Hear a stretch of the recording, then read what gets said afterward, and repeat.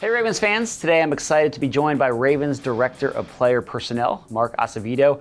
Mark has a huge role in the scouting process as the Ravens get prepared for this year's draft. And Mark, as we're here at the Combine this week, what is really the focus for you in this group? As an organization, I think it's a collective effort to gather as much information as we can. So historically, the biggest thing is the medical, right? So our doctors and our trainers do an excellent job of putting every player here through a physical, and we're able to get more information about their health and well-being going forward. And then as for the coaches, this is their first real exposure to these guys. They've been immersed in the season, and this is when they're starting to watch the college players on tape, get a chance to meet them, interview them. So it's vital for us to provide them with a platform to see these guys and be a part of the process. And then for us, it's just validating, I think, a lot of the stuff that we see on tape. We talked through in meetings last week. We just came out of our big round of meetings. It gets a chance to see guys compete against the best. So all the best players are here, and we're excited to see them all compete against each other in every single drill. Mark, you've been with the Ravens for 20 years, and you've seen this combine every year grow, and I've seen it over the course of my time. It's gotten bigger every year.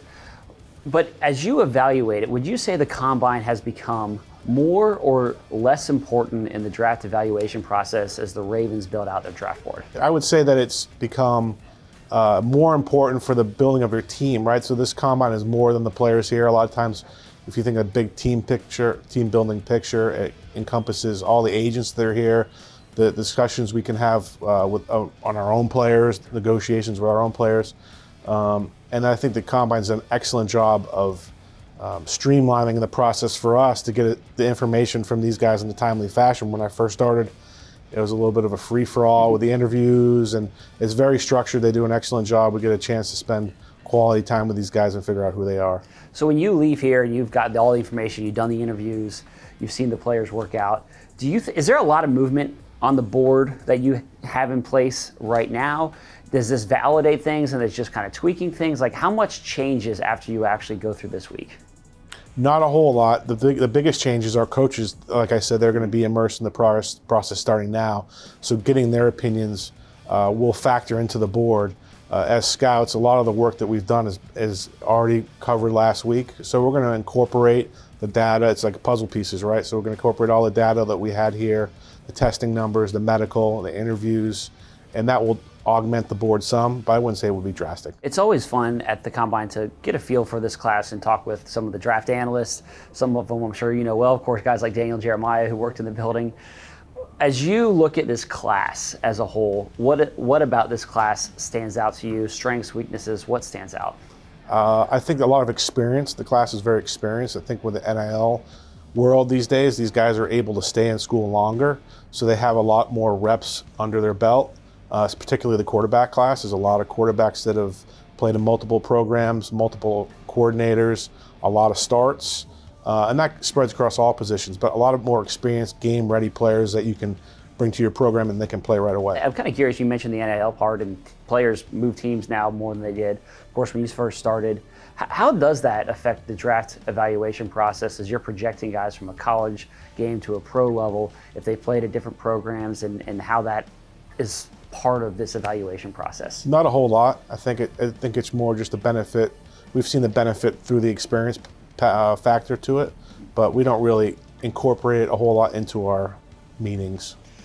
How do the strengths of this class, when you look at it, match up with the Ravens? I think in an ideal world, you look at the draft class, you want it to be a class that is deep at all the positions that you need, right? And so how do the strengths of this class match up to what you're looking for in this draft? I think that the strength, this is when we look at the board, we put it up on the board, right? And sometimes you see a hole in a position on the board where you're like, oh man, this position doesn't have players that fit maybe rounds 2 through 4.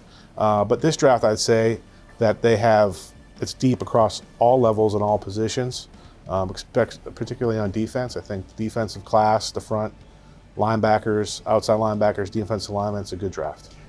Defensive line is a big topic, I think, here. And everyone saw the Super Bowl this year. The Eagles had a great defensive front. They controlled that game and really dominated in the trenches. Do you think that, and so a lot of people were getting asked, is this going to be kind of it's a copycat league? Are there more teams that are going to invest more in the defensive line? Is that going to bump up some of the players on the draft board? What's your take on that question and that approach? I think that's always been who we are, right? We're a team built on the trenches. Coach Harbaugh is a big believer in stopping the run and being able to run the ball. So that's what we believe in. For the league, I'd say, trends do happen, but football is always about those two things: stopping the run, being able to run the ball, and that starts in the trenches. And we invest heavily in offensive and defensive linemen. We're excited in this class, the group of players that are available. You go back to last year, you took Nate Wiggins in the first round and Roger Rosengarten in the second round. Obviously, two impact players that came in as rookies and played really important roles for this team. When you look at this year's class, how likely do you think it is to be able to find impact players again at the top of this draft?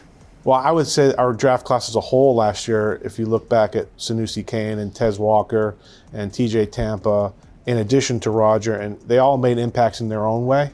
So I think we're excited to add depth and competition. We have a deep team returning, but we're excited to add depth and competition that we can fill in holes. But I think more in particular, just create competition so we can put the best guys out in the field. You go back, you look at the last few drafts.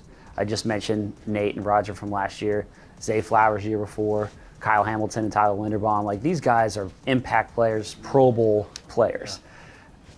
What have you learned in these last three drafts, really, where you've been able to find these Pro Bowl caliber players, about the process, and what are the takeaways that you have from drafting those players and seeing the way they've transitioned to the NFL? Yeah, I think that goes all back to when I started, when we drafted Haloti Ngata and we had players like Marshall Yanda. I think first they all have to love football.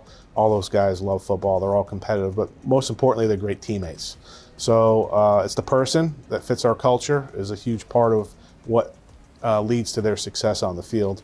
The buy-in, to be coachable, to love football, to practice hard, to want to be physical, all those things, all those players embody all those characteristics. Do you think that you're able to get a good sense of that in these interviews?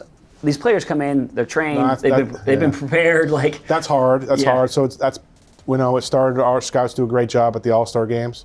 Our scouts are able to go through and interview the players at the Senior Bowl, the East-West. Then we can double down, interview them here. We have a chance to bring players to Baltimore. So and then we talk to a lot of people. So between the coaches they have, staff at their individual schools, I think if you put it all together, you can get a good picture. But in this setting, it's difficult. In a 15-minute interview, it's difficult. Right. So, Mark, this year you have 11 draft picks. How does that affect your strategy when you have that many picks? Yeah, I don't know if the strategy necessarily changes, but because the process remains the same. But I would say that we're excited to have that many picks because it's going to add a lot of competition to our roster. Coach is big on competition. And I think back to some of the recent drafts. 2020, we had 10 picks. That was a draft we had PQ and JK. And then 2022 draft, when we had the 6 picks in the 4th round, that was a really exciting draft for our group because we were able to get Isaiah Likely and Falele and Jordan Stout and Jalen Armour-Davis and Charlie Kolar. We were able to get a lot of impact players that you guys see on the roster now. So 11 picks is exciting. Our scouts will have a lot of investment in day 3 in particular, where a lot of those picks will fall, and will hopefully create a lot of competition on our roster. When you have 11 picks, one of the outside narratives is like you have all this ammo that you could trade. You could package them up and trade.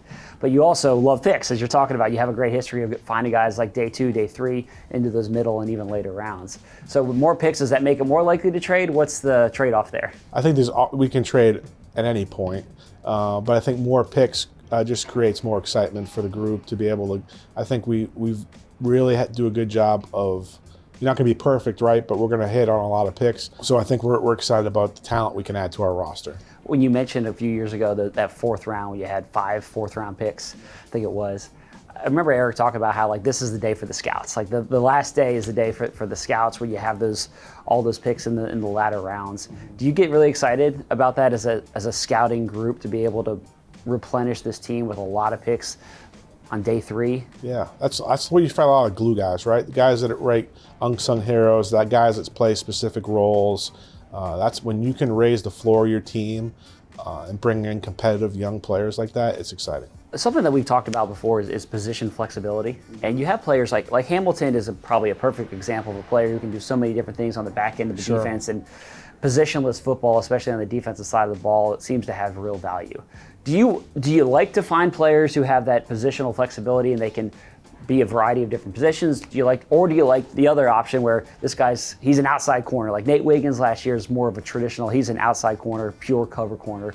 How do you evaluate that and what you're looking for? That's very important. I think a lot of that ties to players' intelligence too, to be able to play multiple positions, but it's not just strictly on defense. You have players on offense like Patrick McCarry or Isaiah Likely, Mark Andrews, guys that can play from different alignments and win. Coach Harbaugh does a great job of telling us what he looks for in a player, how it fits their scheme, and we're able to go out to find those type of players. But versatility is important. How much are you talking with the coaches to find the players that they want as well? Like there seems to be a great connection in this building between you guys on the scouting side and the coaches, that you're looking for the same type of players. Yeah, we always want to give the coaches players that they want to coach, right? So that's an everyday thing. Walking the hallways, figuring out what they're looking for. Hey, what are your needs? What are your wants? What are your must-haves? What can we do to make this team better for the future? Eric and Coach Harbaugh both talked about adding safeties, adding a safety potentially. When you look at this class, there's some intriguing guys, even in the first round, that could be attractive. What's your take on the safety class and the players that you could potentially add in this draft? Well, I'm very excited about the safeties we have. Yeah. We have some excellent safeties in the building, but I think between the safeties that are free agents, pro free agents, and this draft class, there's a ton of options for us. There's safeties of all shapes and sizes, skill sets, versatile ones like you mentioned. Big safeties that can play in the box, be physical against the run, post players. But we'll have lots of options. Edge rusher, always a spot you're looking to add. I remember Ozzie talking, it feels like every year, about how you can never have too many pass rushers. That's just part of the philosophy. Sure. How do you approach the pass rusher spot, and do you think you could find impact players in this draft? Very deep at this draft. I think you can find impact players at all levels. I think the cool part about this group this year is there's all different types. There's speed rushers, there's power rushers, there's rushers that can rush inside, that can rush outside, which allows us to be more flexible in the whole draft process planning to figure out, hey, you know what, we can get a player in the 4th round, we can get a player in the 1st round. We're not limited.